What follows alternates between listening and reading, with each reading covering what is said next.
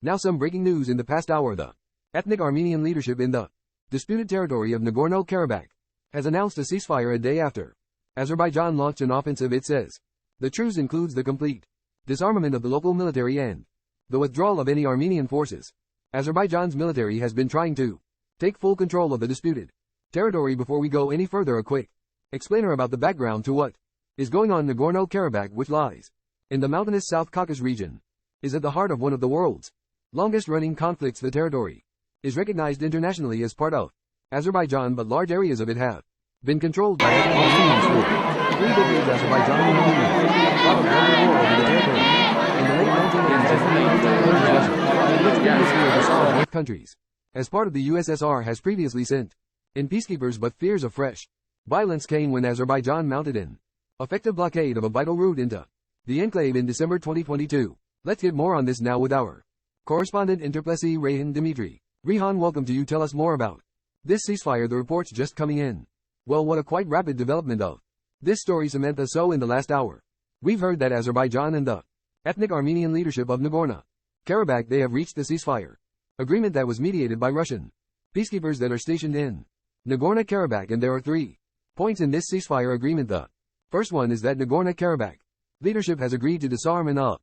The second point is that they have agreed to withdraw any remaining military units and military equipment of the Armenian armed forces. That is, despite all the denials that we've been hearing for days now from the Republic of Armenia, saying that it has no military presence in the region. And the third point under this ceasefire agreement is that Azerbaijan and the ethnic Armenians will meet tomorrow on Thursday in the Azeri town of Yevlik, which is about 100 kilometers north from the regional capital, to discuss the future of Karabakh Armenians living in Nagorno-Karabakh, the safety and security, and also the process of the integration of Karabakh Armenians into Azerbaijan.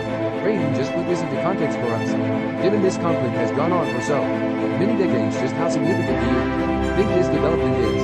Well, Azerbaijani media and some of the officials have described it as a full surrender. They're saying that Karabakh Armenians have surrendered. There was no doubt that militarily Azerbaijan is so much more powerful than our whatever military forces the breakaway region has had there are its self-defense army. And some of the statements that we heard from Karabakh leadership was that they have lost some strategic heights in the past 24 hours, and they have realized that they're just incompatible militarily to fight against Azerbaijan forces. But of course here is also the role of Russia is really important.